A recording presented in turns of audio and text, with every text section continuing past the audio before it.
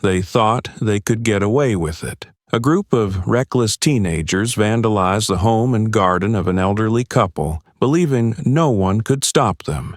But what happened next didn't just surprise them. It changed everything forever. Follow this inspiring story, and don't forget to subscribe to the channel and comment below to tell us where you're watching from. George and Martha Johnson's small home sat on a quiet street corner where stone pathways were surrounded by vibrant flower beds. The front garden was their pride and joy, not only for its beauty, but also for the deep meaning it held. With bright red roses, cheerful yellow chrysanthemums, and fragrant lavender, the garden was a symbol of love, patience, and the struggles they had endured.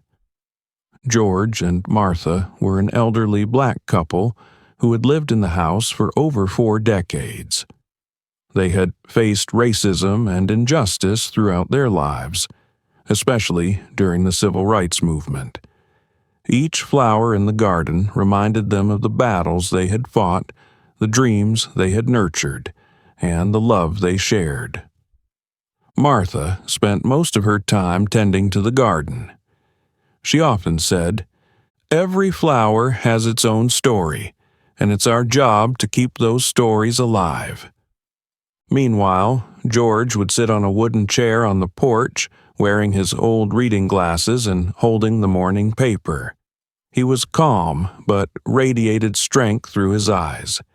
He once told Martha, "This house and this garden are the results of everything we fought for. We didn't just build a house. We built a place where we belong." However, their peace was threatened when the Wilson family moved into the house across the street. David Wilson, the father, was a tall man with a stern demeanor who always appeared cold toward the neighbors. Along with him were his 3 children, Jake, 16, Mike, 14, and Katie, 12. The Wilsons quickly became the talk of the neighborhood, not for their friendliness but for their unusual behavior. George and Martha tried to welcome them kindly. One afternoon, Martha brought over a basket of homemade muffins, her warm smile unwavering. "Welcome to the neighborhood. Here are some muffins I baked this morning." But David only gave a curt nod, accepting the basket without a word of thanks. Jake and Mike glanced at Martha and quickly turned away, while Katie gave a shy smile that didn't escape Martha's notice. Since the Wilson family's arrival, the neighborhood had grown noisier. Jake and Mike often gathered with friends, playing loud basketball games or throwing things around carelessly. Though Martha and George kept quiet, Martha grew uneasy when she discovered her lavender beds trampled one day. George saw the worry in his wife's eyes and reassured her by placing a hand on her shoulder. "We've been through worse than this. If they cause trouble, we'll handle it." What George didn't realize was that this was just the beginning of the conflicts ahead.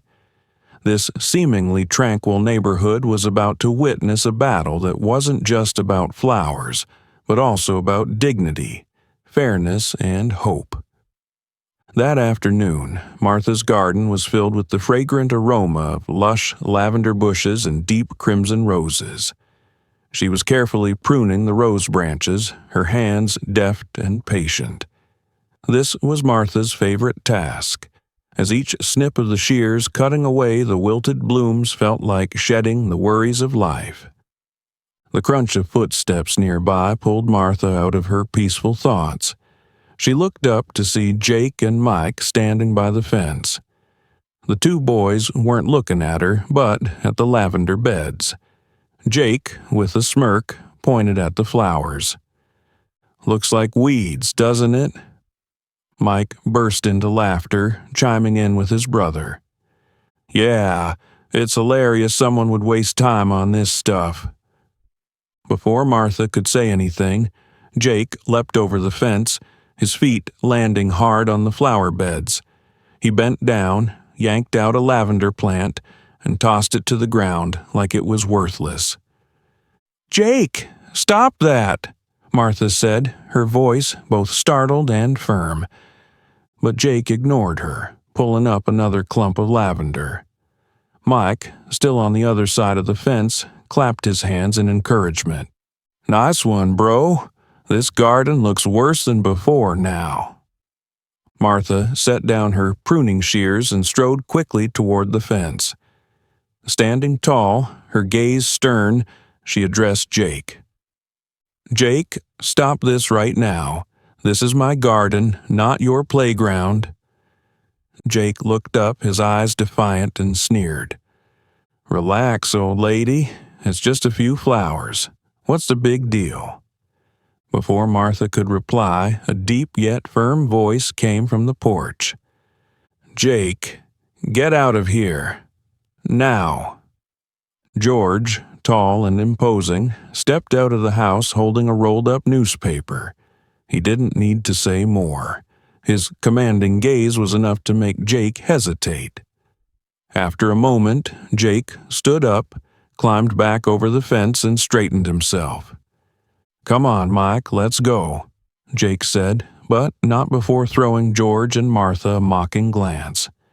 Mike snickered, and the two boys walked off, their laughter echoing down the street. Martha knelt to inspect the trampled lavender, her heart heavy. She gently lifted the crushed flowers, but some were completely broken. George came to her side, placing a comforting hand on her shoulder. His voice was calm. "It's okay, dear. We'll fix it. They're just kids who don't know better." But in George's eyes, there was a hint of worry he didn't want Martha to see. He knew these weren't just childish antics. This was a message, a provocation. The next morning, Martha found another flower bed, this time with uprooted daisies lying haphazardly on the ground. This was no accident, she realized, and a wave of unease began to build in her heart. The garden, her symbol of peace and happiness, had now become a target for destruction. Across the street, David Wilson stood on his porch, holding a cup of coffee, his cold gaze fixed on Martha. He said nothing, simply standing there as if assessing his neighbor. Katie, his daughter, appeared behind him, her quiet eyes glancing at Martha and the ruined garden.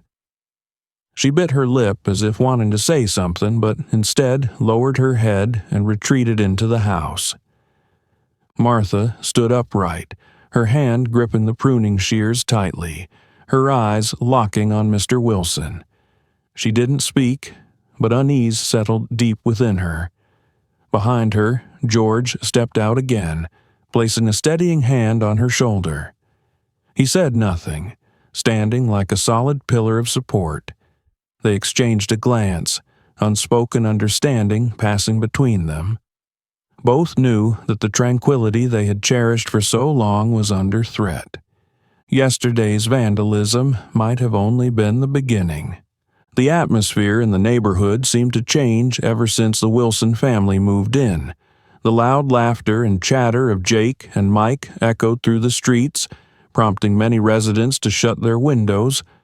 But for George and Martha, the presence of these kids was not just noise. It was a real threat. One evening, as darkness enveloped the neighborhood and Martha sipped her tea in the kitchen, a loud noise erupted from the front yard. The sound of shattering glass was followed by laughter that echoed through the night. George quickly stood up and headed toward the porch. Martha followed, her eyes filled with worry. Outside, the garden looked like a battlefield. A flower pot lay tipped over, yellow chrysanthemums were trampled, and the white picket fence was defaced with graffiti reading, "Not welcome." In the distance, George saw Jake and Mike's group loitering near the fence. Jake held a spray paint can, while Mike and two other kids hurled stones at the windows. Another shattering sound made Martha clutch George's arm in alarm. "Enough!" George bellowed, his voice booming with authority. The group froze momentarily. Jake turned to face him, his eyes brimming with defiance. He shrugged and sneered. "Old man, what do you think you can do? Call the cops? They won't care." George stood his ground. He stepped off the porch, shining a large flashlight directly into Jake's face. The sudden light made Jake squint, but he didn't back down.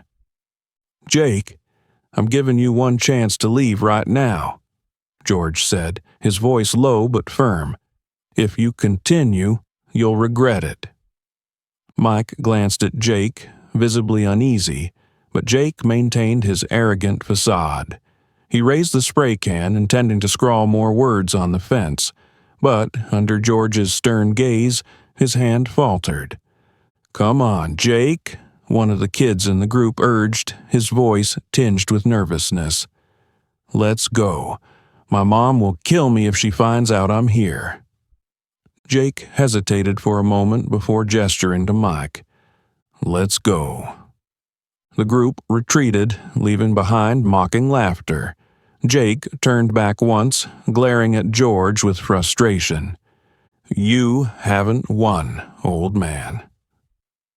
The next morning, Martha and George cleaned up the aftermath of the night's chaos. Martha carefully picked up the shards of broken glass, while George examined the vandalized walls. A large, crudely painted message in red sprawled across a window read, "Get out!" Martha stared at the words, her heart sinking. She had thought the days of such hatred were behind them, the days when they were turned away from restaurants or denied access to public places simply because of their skin color. But now, the past seemed to resurface, starkly displayed on the walls of the home they had cherished for over 40 years. George placed a reassuring hand on Martha's shoulder, his eyes steady. "They can't scare us. We've faced worse than this." Martha nodded, but she knew George's words alone wouldn't stop the escalating hostility.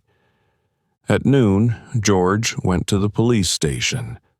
Behind the reception desk sat a young officer with a weary expression. George recounted everything, from the trampled flowers to the hateful messages on the fence. When he finished, the officer merely shrugged, glancing at the clock. "Sir, I'm sorry, but we don't have enough evidence to take action. If you can install security. Cameras, we might be able to respond when it happens again." George stared at the officer, his eyes reflecting disappointment. He was no stranger to being unheard, but the sting of it never dulled. "And when what they do becomes a real danger, are you going to wait until then?" George asked, his voice calm but heavy with weight. The officer looked down, avoiding eye contact. He scribbled a few notes in his pad before replying. "We'll keep it on record. In the meantime, I suggest taking extra precautions." George returned home in silence. Martha sat on the porch, gazing at the ravaged garden. When he stepped onto the porch, she turned to him, her eyes holding a fragile hope. "What did they say?" George placed his hand over hers and shook his head. "They're not going to do anything. We'll have to protect ourselves." Martha sighed, her gaze sweeping over the trampled flowers and defaced walls. But as she looked back at George, something shifted in her eyes. A small but fierce spark ignited. "We're not letting them take this garden away from us. This is our home, George, and I'll replant every single flower, no matter how many times they destroy them." George gave her a faint smile and nodded. "And I'll make sure they don't do it again." In the quiet moment that followed, the two held hands, looking out at the garden, waiting to be restored. But they knew that keeping their peace would take more than patience. It would require the strength and unity of their entire community. That morning, sunlight gleamed brightly over the neighborhood, but for Martha, a heavy weight still pressed on her chest. She stood in the garden, carefully bending down to pick up the shattered remains of trampled flowers. Deep crimson rose petals scattered across the ground like fragments of a once perfect painting. Martha sighed, her hands trembling slightly as she placed the petals into a small basket. By the fence, George was repairing a broken wooden plank with a hammer. He worked in silence, but his sharp eyes remained vigilant, as if expecting something to happen. And just as he anticipated, the sound of heavy footsteps echoed from across the street. George looked up to see David Wilson strolling slowly across the road, hands in his pockets, his cold gaze fixed on George. Behind him trailed Jake and Mike, his two sons, their faces exuding smug satisfaction. In the distance, Katie stood on the porch, quietly watching with a worried expression. David stopped by the fence, crossing his arms over his chest. His voice carried a note of mockery as he spoke. "Mr. and Mrs. Johnson, I think you're making a big deal out of this." George slowly set the hammer down, never taking his eyes off David. "Is that so?" he replied, his tone low and steady. "I'm just fixin' what your sons destroyed."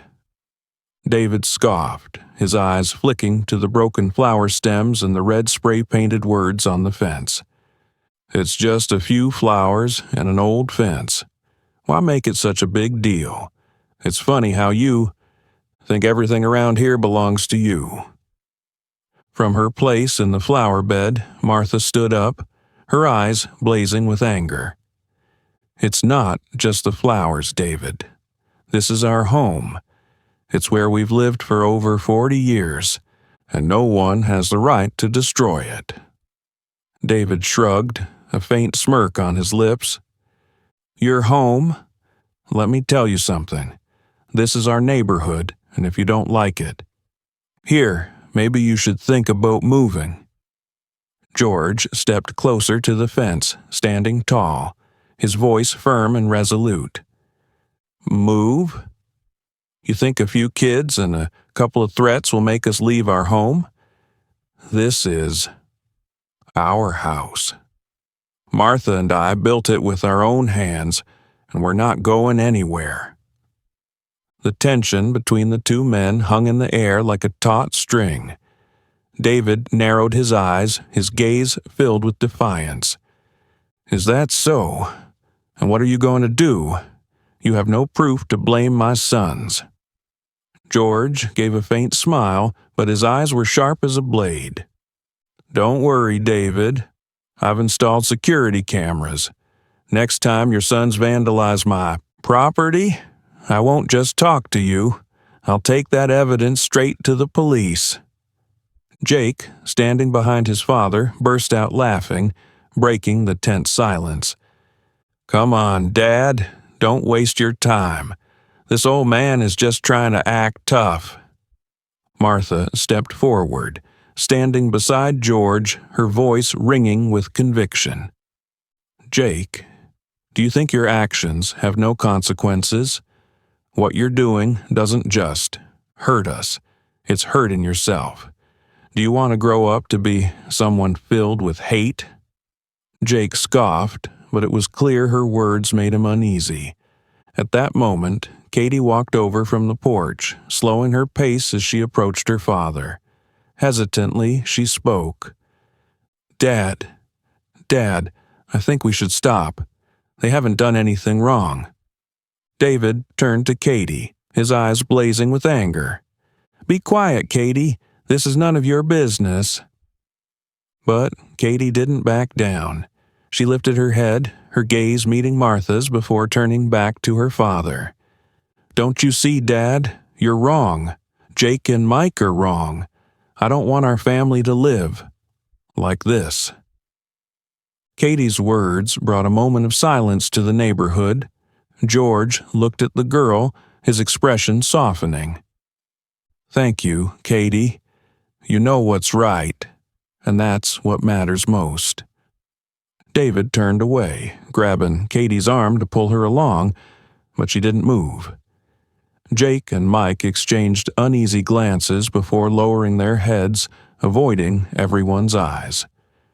"Let's go," David growled, his voice filled with frustration.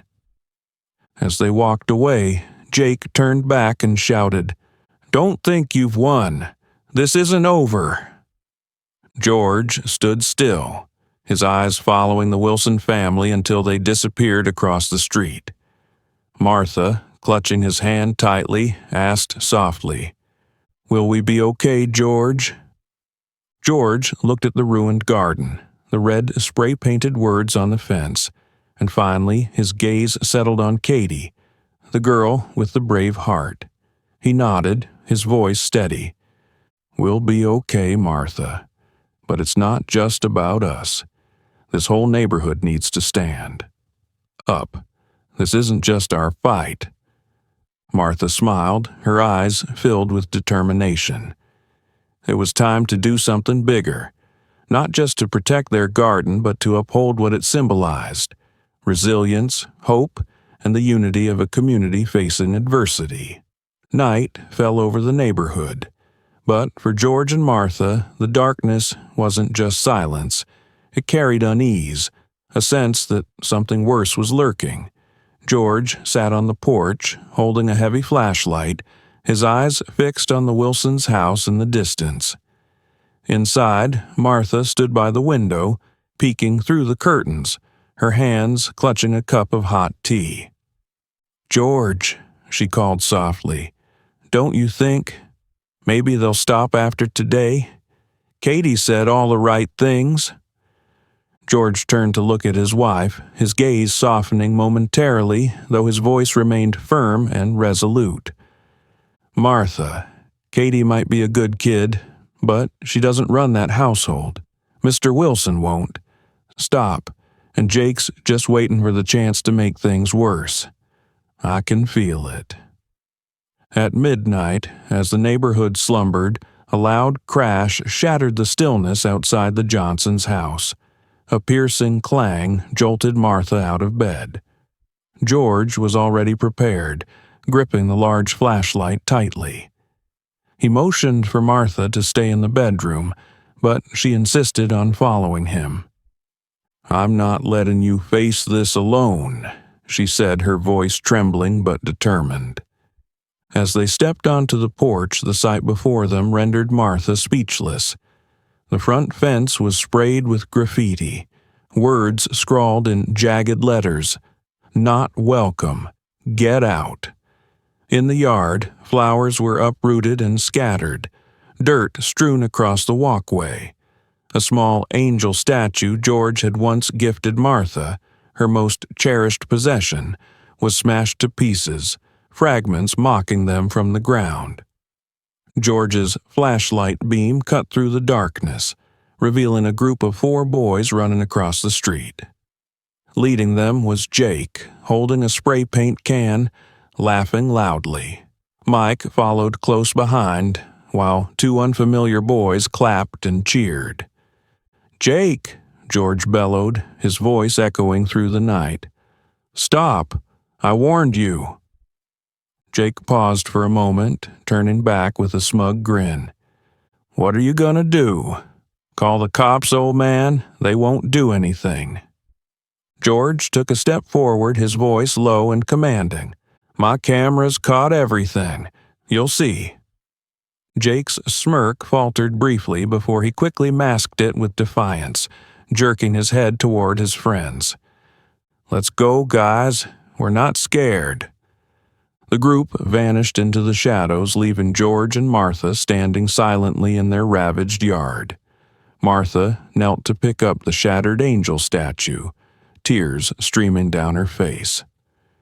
"George, I never thought it would come to this," she said, her voice breaking. "This garden. I always thought it was the safest place we had." George knelt beside her, placing a comforting hand on her shoulder, his voice steady yet warm. They can't destroy what we've built, Martha.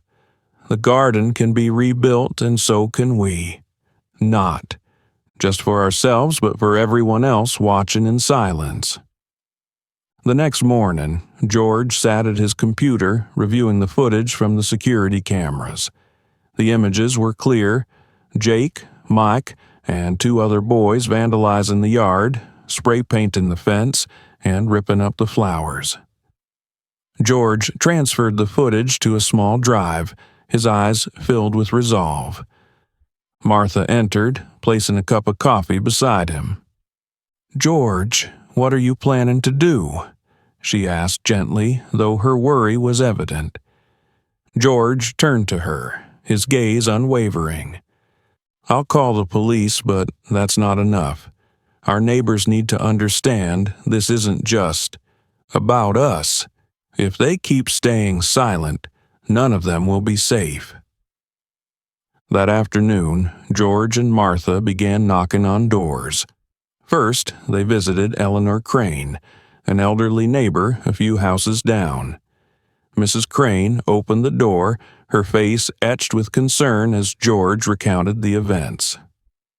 "George, I'm so sorry for what happened," she said, her voice trembling.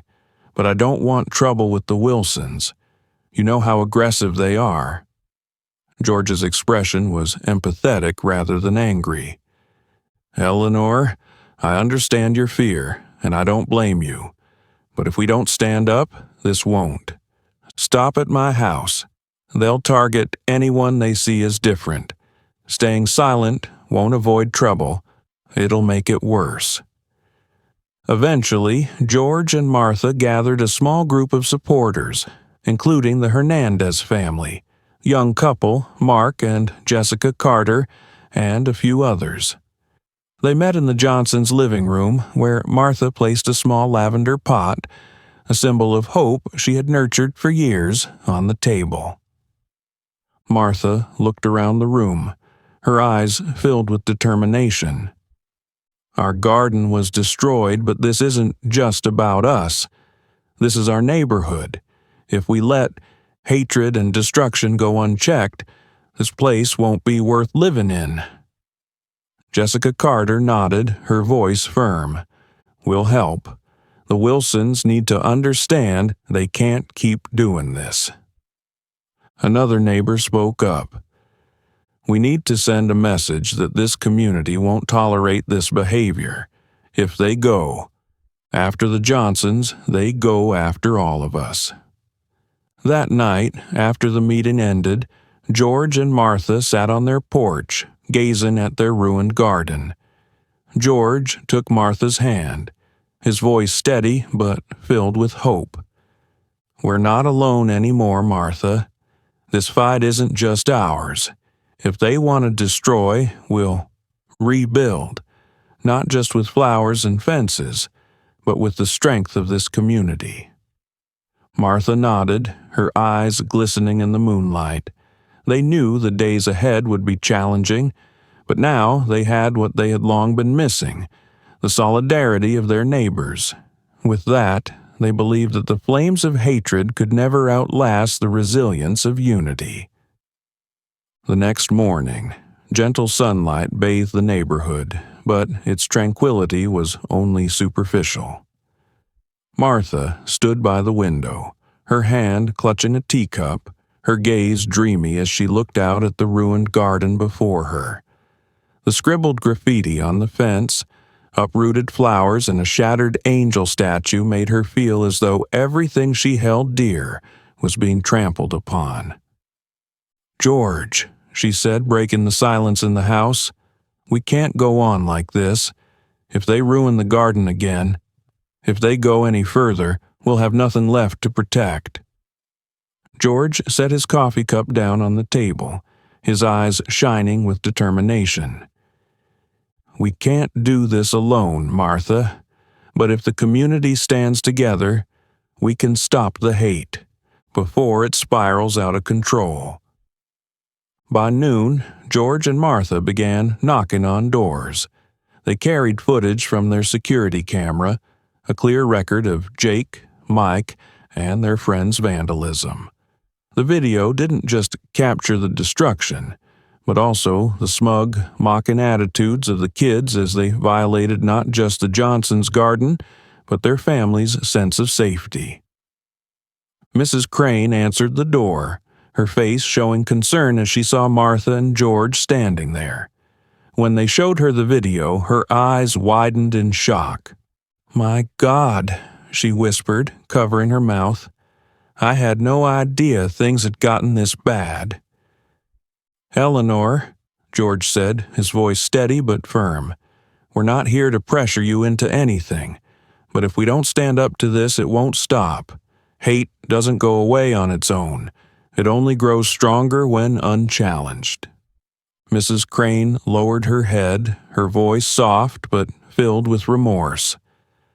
"George, I've stayed silent for too long. I was afraid of getting involved, but now I see that. My silence has only made things worse. I'll help you." Mr. Henderson, a middle-aged man living a few houses down, stood with his arms crossed as George recounted the story. But after seeing the video, he shook his head, his eyes filled with hesitation. "George, I understand, but the Wilson family isn't like others. They won't hesitate to do whatever it takes to silence someone. I don't want my family to be dragged into trouble." Martha stepped forward, her gaze gentle yet resolute. "Paul, this isn't just about us. If they see us as weak, then your home, your family, could be. Next, today it's my garden. Tomorrow it could be your window. We can't let this hatred spread." Paul sighed, his shoulders slumping under the weight of his thoughts. "All right, George, you're right. I'll join. But we have to be careful about how we do this." When they arrived at the Hernandez family home, they were met with a warmer reception. Maria and Carlos Hernandez listened to the story with clear empathy. "Jake and Mike haven't just targeted your family," Maria said, her voice laced with anger. "They've also thrown trash in our yard. We stayed quiet because we thought they were just mischievous kids. But now I see this isn't child's play anymore. This is malice." "We'll stand with you," Carlos said firmly. "The Wilson family needs to know we won't tolerate this behavior." That evening, a small group gathered at George and Martha's house.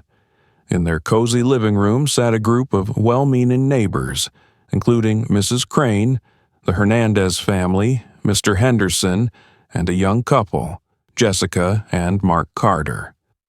George stood, his eyes scanning the room, his voice strong and steady. "Thank you all for coming tonight. This isn't easy for any of us, but I believe that if we stand together, we can make a difference. We're not just protecting my garden or Martha's home. We're protecting this neighborhood." Martha chimed in, her voice gentle yet firm. "My garden has always been my place of peace, but now it's also a symbol of hope. Flowers can be destroyed, but they can grow back as long as we nurture them together." Jessica Carter, seated near the front, raised her hand. "We just moved here, but I don't want my kids growing up in a place where hatred is allowed. To thrive, we're ready to do whatever it takes." After a discussion, the group decided on 3 main courses of action. 1. Draft a letter to the Wilson family. The letter would demand that David Wilson take responsibility for his son's actions and put an end to the vandalism. It would be signed by all participants. 2. Submit evidence to the police. The security footage would be handed over to the local police station, along with a detailed report. 3. Organize a community workday. Together, they would repair the Johnsons' garden and fence, turning it into a symbol of the neighborhood's solidarity. As the meeting ended, the neighbors began leaving one by one. George and Martha stood on their porch, looking out at the darkened garden. This time, however, the fear had been replaced by hope. George took Martha's hand, his voice deep with emotion. "Today, we didn't just protect our home, we planted the seeds for a stronger community." Martha smiled, her eyes glinting under the moonlight. "What they destroyed, we'll rebuild, not just with flowers, but with kindness." The two stood silently for a moment, filled with a renewed sense of purpose. With the support of their neighbors, they felt certain their garden would bloom again, and this time no one would destroy it. The next day, sunlight shone brightly over the neighborhood, as if defying the darkness that had enveloped it in recent days. George and Martha woke up early, ready to face a challenging day ahead. They knew that their first action would determine everything. The letter to the Wilson family. The neighbors gathered at George and Martha's house. The letter had been carefully written, with every word weighed to strike a balance between firmness and politeness. Everyone present signed the letter, symbolizing unity and determination. Mrs. Hernandez held the letter in her hand, her eyes resolute. "I'll deliver this letter, but I think we should all go together. They need to see that this represents the voice of the entire neighborhood." A small group, including George, Martha, Mrs. Hernandez, and Mr. Paul Henderson, made their way to the Wilsons' house. Standing at the door, they saw David Wilson appear on the porch, with Jake and Mike behind him. Katie peeked out from inside, her eyes filled with tension. David glanced at the group of neighbors, smirking. "What do you all want? Ran out of cookies to hand out?" Mrs. Hernandez remained unfazed. She stepped forward and held out the letter. "This is a letter from the entire neighborhood. We demand that you take responsibility for your son's actions. If not, we'll send the footage from our security cameras to the police." Jake and Mike stiffened at the mention of security cameras, but David just sneered, a defiant glint in his eyes. "Cameras? You think I'm scared? Don't forget, I know my rights." George stepped forward, facing David directly. His voice was low and firm. "Your rights don't include destroying others' property and spreading hatred. This neighborhood has had enough. If you don't stop, we won't hesitate to take legal action." Katie suddenly stepped forward, her eyes filled with a mix of worry and anger. "Dad, enough. I don't want to live like this anymore. Jake and Mike were wrong, and you know it." David turned to his daughter, his eyes blazing. "Katie, shut your mouth. This is none of your business." But this time, Katie didn't back down. She looked straight into her father's eyes, her voice stronger than ever. "No, Dad. This is my business because this is where I live. I don't want to be part of this hatred anymore." Jake and Mike stood behind their father, silent, their once arrogant expressions shifting to worry. They had never seen their sister stand up to their father like this. As David Wilson and his sons retreated into their house, George and Martha returned home to continue preparations for the community workday. The neighbors had decided that, regardless of the Wilsons' response, they would repair the Johnsons' garden and fence as a symbol of hope and unity.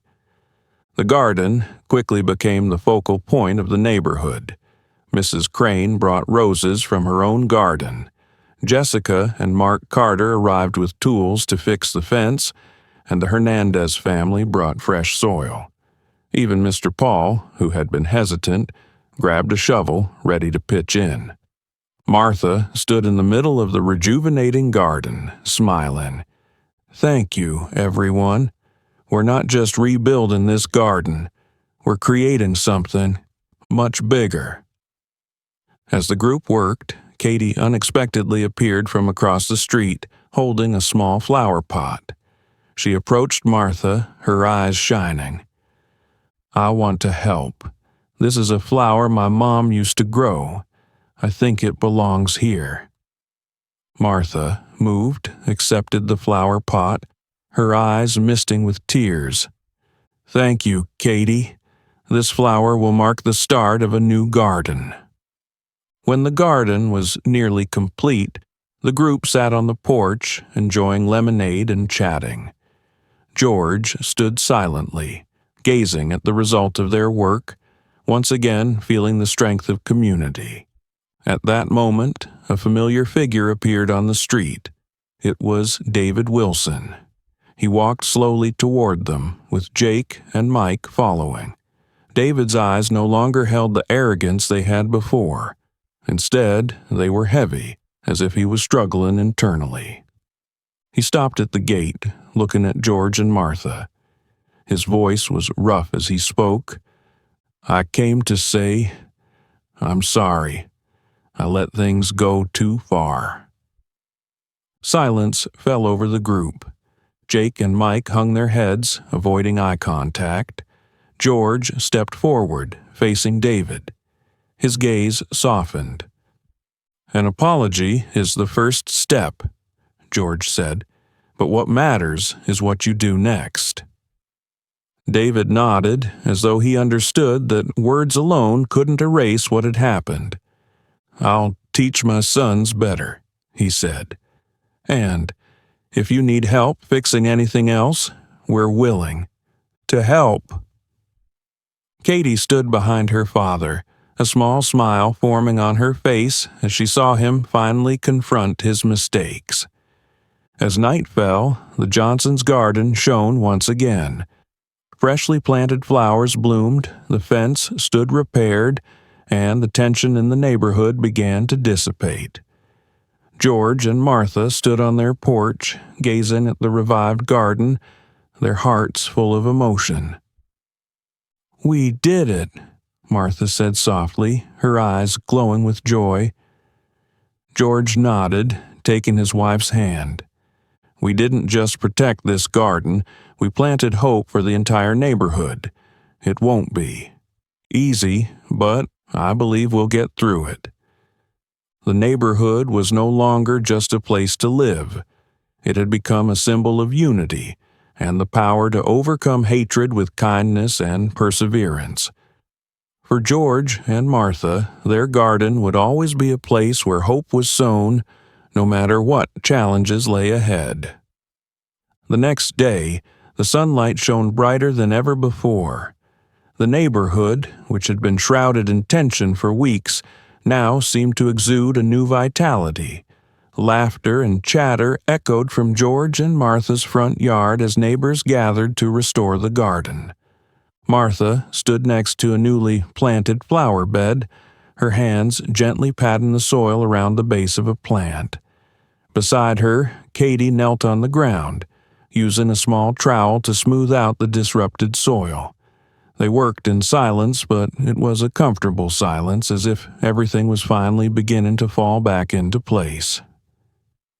"Katie," Martha said, breaking the quiet, "I'm so grateful you had the courage to speak the truth. That wasn't easy, especially when it meant standing up to your family." Katie paused and looked up at Martha. Her eyes reflected a maturity Martha hadn't noticed before. "I think, if it weren't for you and Mr. George, I would never have had the courage to do it. You showed me that staying silent isn't always the answer." Martha smiled, placing a hand on Katie's shoulder. "Sometimes the best things grow from the toughest circumstances. You're like a strong flower, Katie. Don't let anyone take your light away." Meanwhile, George and Jake were working on the fence. George held the hammer steadily, securing new boards to replace the damaged sections. Jake stood beside him, no longer carrying the air of arrogance or defiance he once had, but instead a thoughtful silence. "Do you know why I'm not angrier with you, Jake?" George asked, his focus still on the task in front of him. Jake hesitated, then shook his head. No, I don't understand. If I were you, I wouldn't forgive so easily. George set the hammer down and turned to Jake, his eyes calm and steady. I've lived long enough to know that anger doesn't heal wounds. Forgiveness doesn't mean forgetting, it means giving someone a chance to change. I hope you take this opportunity. Jake looked at George, genuine regret flickering in his eyes. He nodded, as if making a silent promise to himself. I understand. I'll do better. By the afternoon, the Johnsons' garden was nearly complete. Fresh flowers had been planted, bright yellow chrysanthemums and vibrant purple lavender adorning the space. The white fence had been repainted, erasing the hateful words that had once scarred its surface. Everyone gathered on George and Martha's porch, enjoying lemonade and baked goods brought over by Mrs. Hernandez. Unexpectedly, David Wilson appeared at the gate, a hoe slung over his shoulder. He walked slowly, his gaze no longer cold but cautious. As all eyes turned toward him, David cleared his throat. I heard you're fixing up the garden. I brought this hoe to help, if it's needed." There was a moment of silence before George stepped forward and gave a small nod. There's always room for someone who wants to contribute to rebuilding. David nodded and stepped in, beginning to dig a patch of soil for more flowers. His gesture, though small, marked the first step toward mending his fractured relationship with the neighborhood. That evening, after everyone had left, George and Martha sat on their porch, looking out at the newly revived garden under the glow of the sunset. The vibrant flowers swayed gently in the breeze, a reminder that no matter how many times they were destroyed, they could always grow back stronger. "We did it, George," Martha said, her voice low and full of emotion. "We didn't just rebuild the garden. We restored faith in this community." George nodded, holding his wife's hand tightly. "That's right. This isn't just our victory. It's everyone's victory. This community proved that kindness and unity are always stronger than hate." In the days that followed, the atmosphere in the neighborhood lightened. Jake and Mike began showing signs of change, helping neighbors clean up and repair damages. Katie, with her newfound courage, became an example for other children in the neighborhood. George and Martha's garden was no longer just a beautiful space. It had become a symbol of hope, resilience, and the power of community. The flowers didn't just bloom in the soil, but also in the hearts of everyone, reminding them that no matter how long the darkness lasted, the light would always return. For George and Martha, they knew the challenges weren't entirely over, but they had learned that with patience, kindness, and the support of those around them, anything could be overcome. This neighborhood, this garden, and this community, it was all a new beginning. A week had passed since the garden was restored. The unity of the community had brought a new atmosphere to the neighborhood. People greeted each other more often when passing by, children's laughter filled the air again, and the entire area seemed more vibrant than before. For George and Martha, it brought a sense of peace they hadn't felt in weeks. That morning, as Martha watered the freshly planted flower beds, Katie appeared at the gate holding a small basket. The little girl smiled shyly and held out the basket. "I brought some muffins for you. I made them myself. Well, with a little help from my mom." Martha set down the watering can, her eyes warm and gentle. "Thank you, Katie. I'm so glad you came to visit." Katie stepped through the gate, her eyes wide with amazement at the garden, now more radiant than ever. "It's beautiful," Katie exclaimed, bending down to admire the purple lavender swaying gently in the breeze. "I didn't think everything could look like this again after all that happened." Martha knelt beside her, placing a comforting hand on Katie's shoulder. "These flowers are proof that we can rise again, even after being trampled. You're just like these flowers, Katie. You were brave enough to speak the truth. Do you know how much that means?" Katie shook her head, but her eyes sparkled with hope. Martha smiled softly, her voice kind.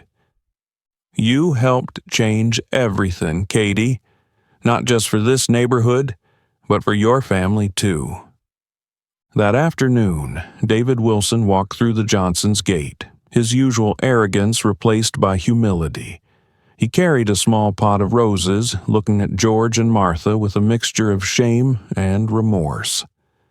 "Mr. and Mrs. Johnson," David began, his voice low and awkward, "I'm here to thank you and apologize.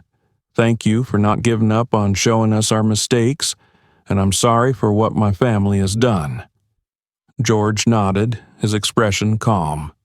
"Forgiveness isn't easy, David, but you've done the right thing. What matters now is what you'll do next to make things right." David bowed his head, setting the pot of roses down. "I don't expect immediate forgiveness, but I want to show that I'm trying. And if there's anything you need help with, I'm here." George offered a faint smile, accepting the rose pot. "You've just done the most important thing, acknowledging your mistakes and being willing to change. This is a good start, David." A few days later, a small community gathering was held right in the Johnsons' garden. Neighbors brought homemade dishes, small potted plants, and shared heartwarming stories. For the first time in weeks, Jake and Mike showed up. The two boys quietly helped fix a small corner of the fence. Jake, with a pensive look, approached George as he was chatting with a group of neighbors. "Mr. George," Jake hesitated, "I want to apologize. I was wrong. Thank you for not giving up on my family, even when we did so many bad things." George looked at him, his eyes full of warmth. "Thank you for your apology, Jake. The most important thing is that you've realized your mistakes and are willing to change. My door, and Martha's, is always open for those who want to do the right thing." The neighborhood was no longer a place of silence, overshadowed by worry and tension. It had become a united community where people felt safe and heard. Katie began joining Martha for morning gardening sessions, becoming an integral part of the garden. Jake and Mike, though still a bit awkward at times, started participating more in community activities. They helped the Hernandez family clean their yard, repaired Mrs. Crane's fence, and gradually earned back the trust of those around them. David Wilson, though still distant from some neighbors, had changed his attitude.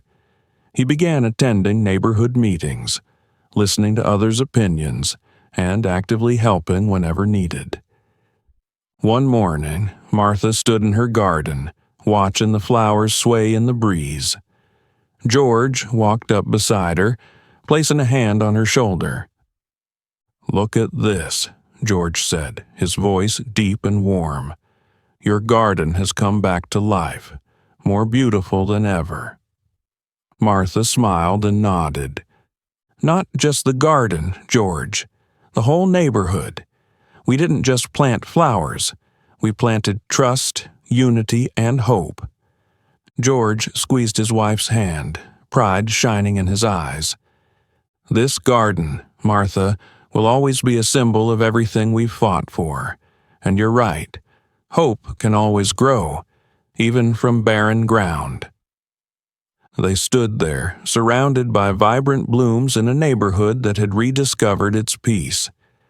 Their efforts had not only transformed the neighborhood, but also changed the hearts of those who once lived in the shadows of hatred. Now, this place wasn't just a neighborhood, it was a true community. On an early summer morning, gentle sunlight bathed the neighborhood, bringing the warmth of a fresh beginning. Birds chirped melodiously through the lush green trees, blending with the cheerful voices coming from George and Martha's garden. Vibrant lavender blooms, radiant roses, and bright yellow daisies had returned, more beautiful than ever. Today was a special day. The entire neighborhood was gathering for a small celebration at George and Martha's home. Neighbors brought homemade dishes, fresh bouquets, and friendly smiles. Katie stood beside Martha, holding a tray of freshly baked muffins, her eyes sparkling with joy. She had become a close friend to Martha, always spending time helping her tend the garden. "I didn't think everything could change so quickly," Katie said, gazing at the lively garden. "I've never seen our neighborhood filled with so much laughter." Martha smiled warmly and gently patted Katie's shoulder. "You've been a big part of that change, Katie. Having the courage to speak the truth is the first step to making things better." Jake and Mike, the two boys who had once caused so much trouble, had transformed. Over the past weeks, they actively participated in community activities, helping neighbors and fixing the damage they had once caused. Jake approached George, holding a small potted plant. "Mr. George," he said hesitantly but sincerely, "I brought this to thank you and Mrs. Martha for giving us a chance. I never thought I'd see myself doing something like this, but I'm glad I did." George looked at him with kind eyes. "You've done well, Jake. None of us are perfect, but what matters is that you've learned from your mistakes." Mike stood beside his brother, lowering his head. "I'm sorry for everything. I want to thank you for not giving up on us, even when I didn't. Deserve it." George nodded and gently patted Mike's shoulder.